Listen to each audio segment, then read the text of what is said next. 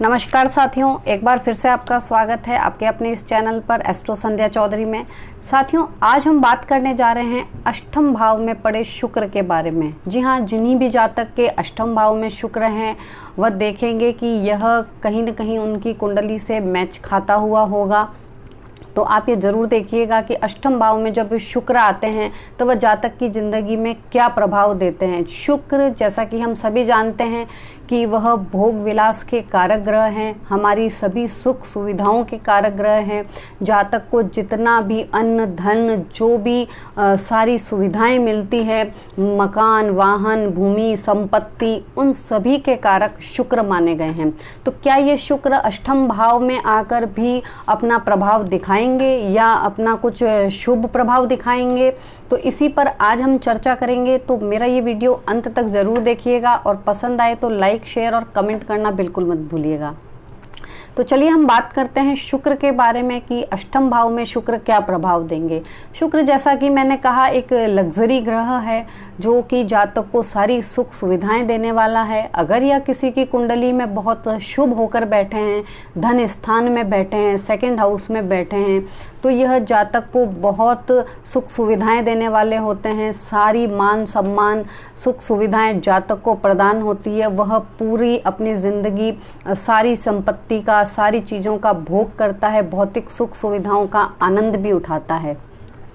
अष्टम भाव, जैसा कि हम जानते हैं, इसे हम मृत्यु का घर भी कहते हैं। तो मृत्यु के घर में पड़े हुए शुक्र का क्या प्रभाव होगा? जी हाँ साथियों, थोड़ा सा तो आपको भी पता लगा होगा कि अष्टम भाव में अगर शुक्र आएंगे तो किस तरह का असर देंगे। अष्टम भाव में जब आते हैं तो मान लीजिए उनकी कुंडली में धन भाव की स्थिति बहुत अच्छी है, उसको आर्थिक सुख सुविधाएं भी मिली है जातक को, लेकिन फिर भी शुक्र कहीं इस स्थिति में कमी जरूर ला देंगे। यानी कि भोग विलास में उन्हें कमी ज़रूर आएगी। उनके पास पैसा होते हुए भी, सब कुछ होते हुए भी वो उसका पूर्ण रूप से उपभोग नहीं कर पाएंगे। यानी कि भोग करना कहीं न कहीं उन्हें नहीं आता होगा, खुश रहना उन्हें नहीं आता होगा इन सब चीज़ों के होते हुए भी। तो पहली बात तो ये कि ये थोड़ा सा इसमें कमी ले आते हैं। दूसरी बात ये कि शुक्र को हम पत्नी का कारक ग्रह मानते हैं, यानी कि शादी का भी कारक ग्रह मानते हैं। अष्टम भाव, जैसा कि आप जानते हैं कि लाइफ आफ्टर मैरिज का होता है। तो शादी के बाद यह शुक्र किस तरह का प्रभाव दिखाएंगे, जो कि सप्तम हाउस के लॉर्ड भी कहे जाते हैं, विवाह के कारक ग्रह कहे गए हैं।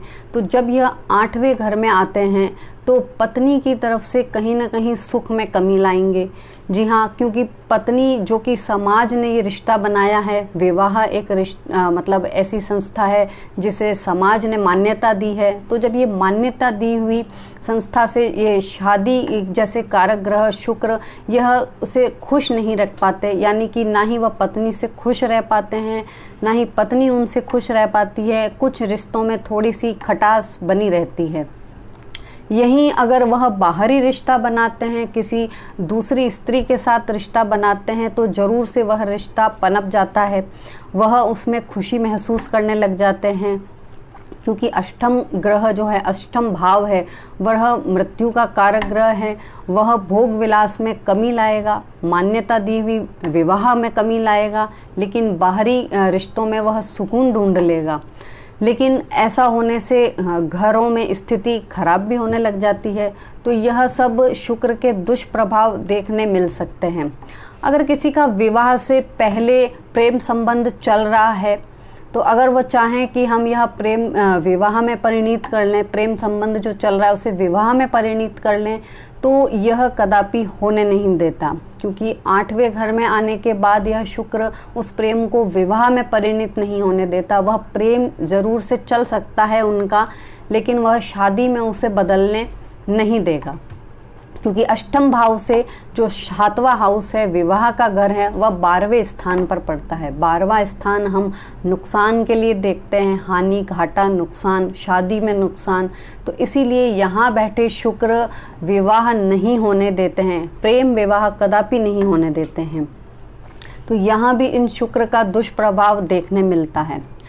इसके बाद हम बात करें कि भृगु ऋषि के पुत्र माने गए हैं शुक्र, तो इनका ज्योतिष से भी थोड़ा संबंध हो सकता है।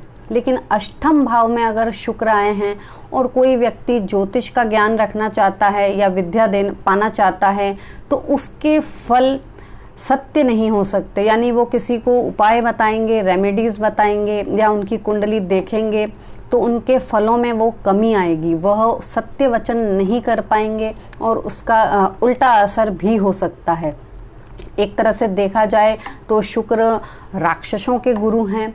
ये अगर शुक्र 12th हाउस में गुरु की राशि मीन में आते हैं तब ये उच्च के माने गए हैं। तो यहाँ इनका थोड़ा सा प्रभाव इसमें गुरु का मिल जाता है जो कि देवीय शक्ति के रूप में होता है। तो ये यहाँ बैठकर तो ये मोक्ष के कारक भी बन जाते हैं, ये गूढ़ विद्याओं को जानने वाले भी बन जाते हैं। लेकिन अष्टम भाव में यह अपना प्रभाव कदापि नहीं दिखा पाते हैं। इसीलिए ऐसे जातकों द्वारा अगर ज्योतिष की बात कही जाती है या कथन कहे जाते हैं तो वो पूर्ण रूप से सत्य नहीं हो पाते हैं। और इसके अलावा इनकी जो औरत होती है यानी कि पत्नी होती है वह भी थोड़ी सी लापरवाह किस्म की देखी जा सकती है। उसकी बातें भी उस पर विश्वास नहीं किया जाता, यानी कि वह भी सत्य नहीं बोल सकती। हाँ, अगर वह किसी को बद्दुआ दे तो वह ज़रूर से फलित हो सकती है, लेकिन उसका कहा अच्छा वचन ज़रूरी नहीं है कि वह सत्य हो। तो उनकी पत्नी की जो बुरी बात है या वह किसी को बद्दुआ दे तो वह ज़रूर से सच भी हो जाती है। इस तरह का मामले मेरे सामने भी आए हैं और मैंने भी कई कुंडलियों में इसे देखा और परखा है। तो यह थोड़ा सा मैंने अपने हिसाब से भी इसका विवेचन किया है। इसके अलावा 8वें घर का शुक्र 2nd हाउस को देखता है, यानी कि धन भाव को देखता है। वहाँ उसी की राशि काल पुरुष की कुंडली के अनुसार पड़ती है वृषभ राशि। तो वो अपने घर को देखता है तो कहीं न कहीं धन भाव में वृद्धि तो करता है, यानी कि धन उसके आमदनी आती रहती है। लेकिन खुद जब अष्टम भाव में आकर रहे हैं तो कहीं न कहीं धन का खर्च बढ़ा देते हैं, कर्ज के रूप में खर्च बढ़ा देते हैं, ऋण के रूप में खर्च बढ़ा देते हैं। यानी कि उनकी जेब में एक तरह से छेद बन जाता है। पैसा आता है, आमदनी आती है, लेकिन वह उसी मात्रा में खर्च भी होती रहती है। यह शुक्र पैसे को पूरा इकट्ठा नहीं होने देते हैं, उन्हें खर्च कराते रहते हैं। तो पैसे के हिसाब से भी यह शुक्र बहुत ज़्यादा शुभ प्रभाव नहीं दे पाते हैं। बाकी कुंडली में दूसरे ग्रहों का भी विश्लेषण करके ही सारा निष्कर्ष निकाला जाता है।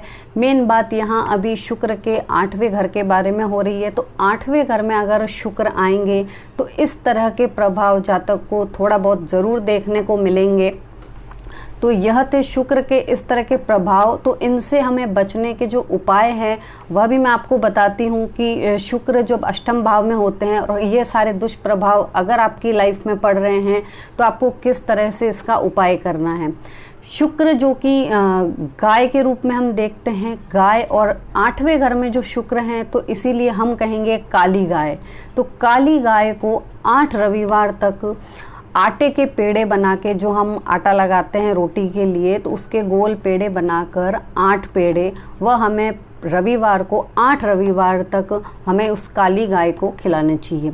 तो उससे यह होगा कि शुक्र को, जो सूर्य को आटा यानी सूर्य होता है, उसको हम उसे समर्पित करेंगे, यानी उसके दुश्मन के हाथ में समर्पित करेंगे तो वह शुक्र का बुरा प्रभाव कुछ हद तक कम करेंगे। इसके अलावा शुक्र के मित्र ग्रह से भी सहयोग लिया जा सकता है, जैसे कि बुध से सहयोग लिया जा सकता है।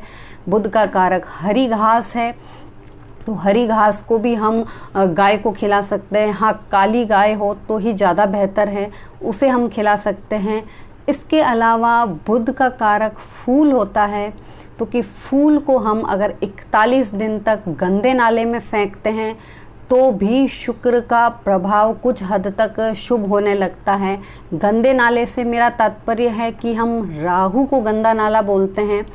8वें घर पर थोड़ा अधिकार राहु का होता है, तो राहु के हाथों में शुक्र आने से कुछ दुष्प्रभाव पड़ता है। लेकिन बुध जो कि राहु का भी मित्र है और शुक्र का भी मित्र है, तो उस फूल को अगर हम गंदे नाले में डालते हैं तो वह बुध उससे मिल जाता है। तो जब बुध का सहयोग प्राप्त हो जाता है तो राहु शुक्र का ज़्यादा कुछ नहीं बिगाड़ पाता। तो ये सभी वस्तुएं और यह सभी उपाय करके हम सब शुक्र के इस दुष्प्रभाव से थोड़ा सा निजात पा सकते हैं। जिस भी जातक की कुंडली में अष्टम भाव में शुक्र है तो उन्हें यह उपाय करने चाहिए। अगर शुक्र उनको ये सारे दुष्प्रभाव कहीं ना कहीं दे रहे हों तो उन्हें यह ज़रूर अपनाना चाहिए। तो ये थे शुक्र के अष्टम भाव में बैठने से जो जातक पर प्रभाव पड़ेंगे। ऐसे ही दूसरे ग्रहों के बारे में भी मैं आपसे चर्चा करती रहूँगी, और इसके लिए तब तक मुझे आज्ञा दीजिए आप, और अगले इसी तरह के वीडियोज़ में आपसे फिर मुलाकात होती रहेगी। तब तक के लिए नमस्कार।